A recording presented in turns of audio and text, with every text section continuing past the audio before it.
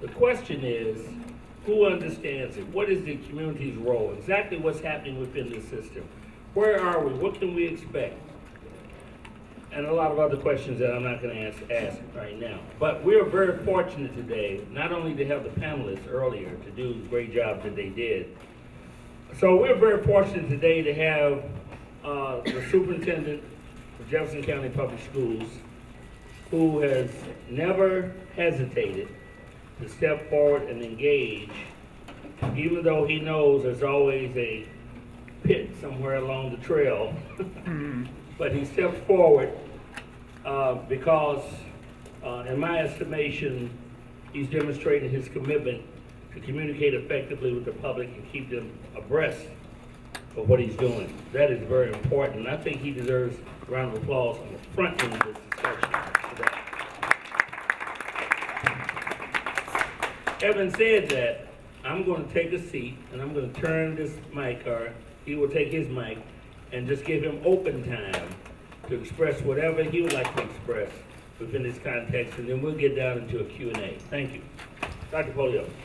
Thank you, Senator Neal, and appreciate all of you all being here this evening and being invested in JCPS and the hard work that's taking place. I hope, whether agree or disagree with some of the things that are happening, the stances that are being taken with board members or staff, to know that both our board and our staff is very committed to improving JCPS, and especially in the area of equity.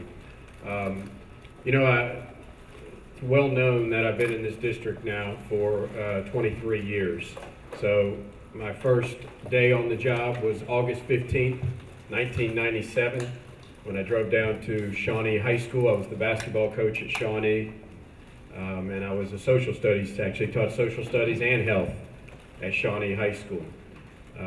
After some time there, I went to Wagner High School, where I was basketball coach and teacher and assistant principal, or athletic director and assistant principal, and had the opportunity to be the assistant principal of this lovely young lady over here, Latasha Alexander. So it's one of the benefits of being in this job. There's not a week that goes by that I don't run into a former student and talk about the times that I've had with that former student.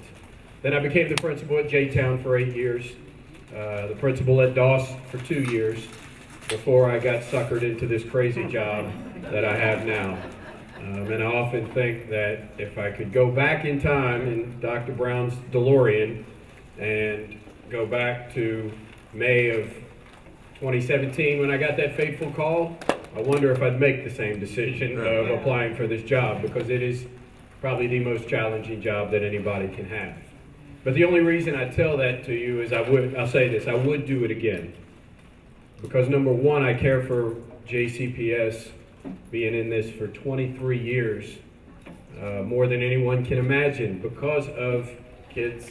I say kids, she's got now her own kids, but because of Latasha and the many students that I run into on a regular basis, who tell me that I said something or did something at school that made a difference in their lives. And that's the power of this work, and all too often we don't get to know that.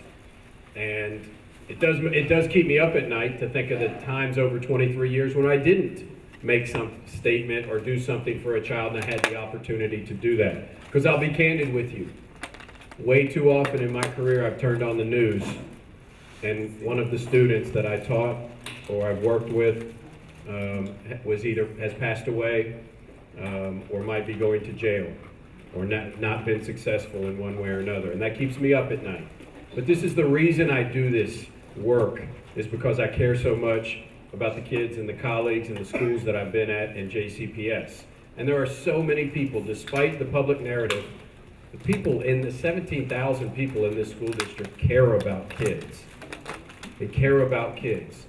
But one thing I'm going to tell you is I've known that for 23 years, I look back to my first day in JCPS, and a lot of things have come and gone, programs, initiatives, the way we teach and learn.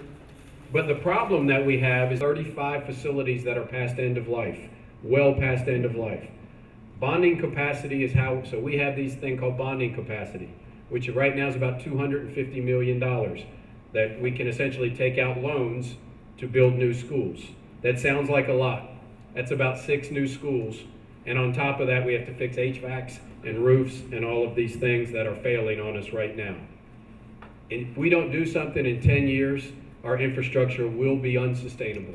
I can guarantee you that. We're sustaining it right now. In 10 years, it's unsustainable. Just to fix an HVAC in a roof at a school, at a high school, costs about $35 or $40 million. And the kids come in after the summer and notice nothing new. We've got to do something different in this community. And the solution to that is the adoption of the nickel tax, authorization of nickel tax. That is purely a local consideration, is it not? That is correct. Although the state and That's legislature the could do something that makes it non-recallable. I know there's probably not a lot of appetite for that in Frankfurt, but just about every other district in this state has implemented a nickel tax. JCPS has never done one, and as a matter of fact, the superintendent, I can't find anywhere where it's really been discussed by the superintendent, just because it's a political nightmare, let's be honest. Raising taxes is not a popular move, especially in today's day and age. But my job here, and I know our board believes the same way, we have a responsibility to our students. And when you look at a school building, and I'll say this, drive out to Oldham County, look at their schools, look at ours, and I think it is symbolic of what a community thinks of their schools and their children. And I know that sounds harsh, but I believe we've got to do something different to show our students. And what happens in the school is much more important, there's no doubt, but the facility matters too. I don't think you can put it any clearer than that. With respect to the racial equity policy,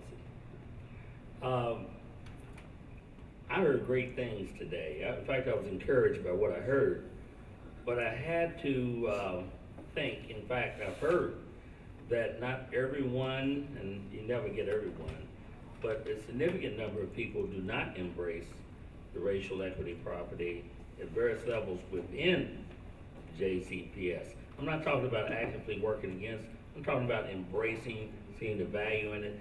Do you detect, are you aware of any of this? Is this a problem? And if it is there a plan to deal with that? Yeah, well, let's be, anytime any initiative is district-wide, you have significant pushback from stakeholders within a school. And we have a principal here that knows that. Just if you're in a school and you are trying to implement an initiative in one school, you are going to get, you're going to have the believers that are on board and are ready to do the work. You're going to have those in the middle that are kind of like, well, this might be something new and I'll wait it out and see what happens. And then you're going to have some that actively push back against it. That is a reality. So whether we're talking backpack, our systems of instruction in a school, PLCs, professional learning communities, which is teachers coming together to work, you are going to have that pushback, and it's no different in racial equity. What makes it more difficult, I think, in racial equity than any other for us, we all know there is a political context to this work too. And in this political climate that we live in today, it just adds that much more, the national narrative around race, the state narrative around race makes it much more challenging. I want to say this, and I know our board chair is here, Ms. Porter, that was just passing the racial equity policy was a bold vote and step. Do you know how many districts we had? We're in a group called the Council of the Great City Schools, 76 largest school districts in the United States. And John Marshall did a presentation about our racial equity policy and the work we're doing. And you know how many districts came up to us afterwards and said, well, I'm glad you guys are leading the way because we're not going to we can't get that passed. We can't do that. Our board won't pass it. There's too much pushback in our city against it. Wow. And our board chose not to do that. So I'm not saying we are where we need to be, but having every school implement a plan, holding schools accountable for that plan, working it hard, professional development, hiring. I'll go back to this again. We are in a better position than we've ever been of hiring minority teachers, principals, assistant principals, and counselors because of this racial equity policy. We have identified 2,000 more gifted and talented students as a result of the racial equity plan. Now I'm going to say, here's the problem in education. No one wants to build the foundation and allow it to take root and be successful. And so these are things that I think will make a difference 5, 10, 15 years from now like we have never seen before. But to answer your question, or where we need to be, not at all. Do we have everybody on board? Nope, not at all, and we continue to work with that. The hardest part of any type of initiative like this, whether it's racial equity, whether it's deeper learning in backpack, it requires a change of heart and a change of mind. And we're working that, and it's difficult and tough work, but I'm proud of what we've done in being one of the only about 12 districts in America who are willing to take it on. But not because I want to trumpet, like look what we did, because I know we need it. Our gaps are huge, and we've got to make change. You may have answered part of the question. I know that, or at least I'm told that there are schools that are predominantly black, but the administration and teaching is all white. Is that correct? Well, we've done, and I'll say this, the work, so yes, there are a few. I will say that I'm not going to hide behind that there is that. The work we've done in administration is much more rapid than the work we've done on teaching. So there is no doubt when we look at teaching staffs and we say that there are very few teachers of color throughout our district in schools. So I want to tell you right now we're at about 17 or 18% of our teacher population is African American, where we know 36% of our students are African American. That's not acceptable. Now, this is a challenge in all cities across America. And actually, across America, the amount of, or percent of teachers that are African American has significantly declined since Brown versus Board of Education. And that's a big problem. And so, I think too often we just say, well, it has to be the post-secondary institutions should be getting us more teachers that are African American. But we just can't hope there. So I do want to talk about an important program that I'm going to make sure Latasha is in starting next year, the teacher residency program. The teacher residency program, our board is investing about $1.5 million into this initiative. And this is what it is. Latasha, sorry if I'm using you a lot. Latasha is a student who has a bachelor's degree in criminal justice. She is working as an instructional assistant at Carrick Elementary, and she wants to be a teacher. But for Latasha to become a teacher, she would have to now go back to school, re-enroll in school. She has 2 children, and essentially go back to school full-time, pay tuition to get her teacher certification. For most adults, that's not an option, although we have tons of teachers, especially minority teachers who have bachelor's degrees who want to work. They actually work in our school system now, but they want to be teachers. So next year we implement the teacher residency program. Latasha will be in that program. She's going to work Monday through Thursday under a master teacher in a classroom, getting her observation hours and her work. She will be working, and so we'll have 2 to 3 adults in a classroom, a high-needs school, working with kids. That's part of her program, working with that master teacher.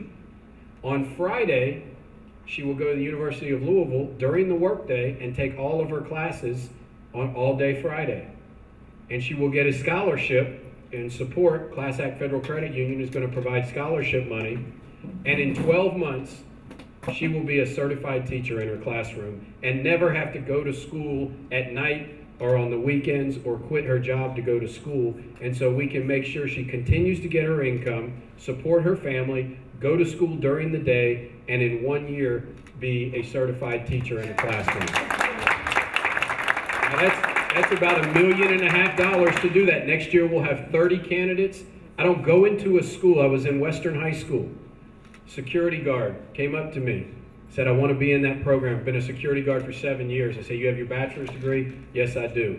Kids love them. I said, you're the one. We're going to get you in this. But we'll have 30 next year. I believe in a year, 2 years, 3 years, we need to have 100 per year, JCPS grown, JCPS certified, that go right into a classroom. Well, let me tell you, that's impressive. That's good. But let me also ask you then, is this is a part of a strategy, but is there a plan, a written plan that's scaled to achieve the hiring of teachers of color, i.e. African Americans and others, that actually targets a timetable to achieve that? Is there such a plan? Yes, that's a part of our equity plan, racial equity plan that we put together that holds us accountable for benchmarks along the way and details the plan for both teachers, yes, in every aspect of it, but specifically for teachers and administrators. So I'll say this, we've hit the mark on administrators. We have not hit the mark when it comes to teachers. But you have a plan. Yes, we do. We have a plan and we are working it now. We also have, and this is coming with outside post-secondary institutions like Simmons College of Kentucky, that we're working on those that might not have a bachelor's degree yet to get them into a teaching program. We are also developing our own in our academies of Louisville, which is let's start teacher programs where we identify our own kids who want to be teachers, put them on a teacher pathway, and then get them into post-secondary institutions and make them assure us they're coming back to JCPS. But here's the key question. Yes. Are they scaled to get there? That's the key. Yes, they are, with benchmarks along the way. Okay. So this deficiency that you identified, which you didn't create, you see it as that it's achievable to overcome that within a specific timetable, and there's a plan scaled to get it there. Yes, I do, without a doubt. I am worried more about the teacher percentage because we have such a long way to go from 17, 18% to 35, 36%. We have to double our teachers of color in the next 4 years. I mean, that is what keeps me up at night, one of the many things that keeps me up at night, but that is a big challenge. So, yes, but we have the plan and the targets in place to get there. We have about 3 minutes, short questions, short answers.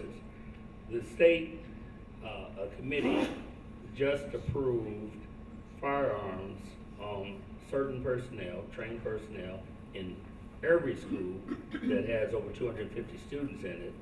In other words, Frankfurt, that proposal tends to mandate that. I have questions. I raised it earlier today. I've offered an amendment to May so that those who are closest to the culture of the school and their situations factor in what they need and don't need at a particular level. What do you feel about those two positions, or do you have an opinion? Well, I mean, clearly I've thought for many, one of the things that I think JCPS has not done is implement their own school resource officer division, which most large districts across America did 10, 15 years ago. And the reason to do that is so that you can train the officers, you can require what they do. They work for JCPS, so if there is an issue, we can hire, we can fire, we can do all of those things. We can hire the type of personality that we want. So we're building that and working through our board. Clearly they disagree on this issue. There's no... What about mandating firearms? Well, I would... Frankfurt as opposed to the district. Yeah, I mean, I think any time that a district local decision can be made, I think that's an important way to go, a local decision to be made. But I have to say, my job as superintendent is to also follow the law. So whatever that law may be, Well, I have to implement I that. expect you to follow the law. I'm trying to get your opinion because this is subject matter that's under consideration now. I was getting ready to let y'all cook, but I'm not. What's your opinion? Would you rather have that local discretion, is the question. Well, on all issues from the state, I prefer local discretion. Okay, and That I is think correct. that's a But- laudable position. So look, here's where we are. I promised that I was gonna let Superintendent Pollio go. He answered he anticipated a lot of my questions, and I thought he did a fine job of presenting himself. Superintendent Dr. Pollio, I admire the work that you do, and I know there's a lot more that has to be done, and I know you're in a very difficult position. You can't do it all in 2 seconds, And the question is, are those policies good policies? Are the commitments there? Do you have sufficient resources? And is there a community behind you? I'm trusting that we can get all those things done. I want to thank you for taking the time out and joining us here today. Ladies and gentlemen, Dr. Marty Pollio. Thank you. Thank you, Senator. I appreciate your support.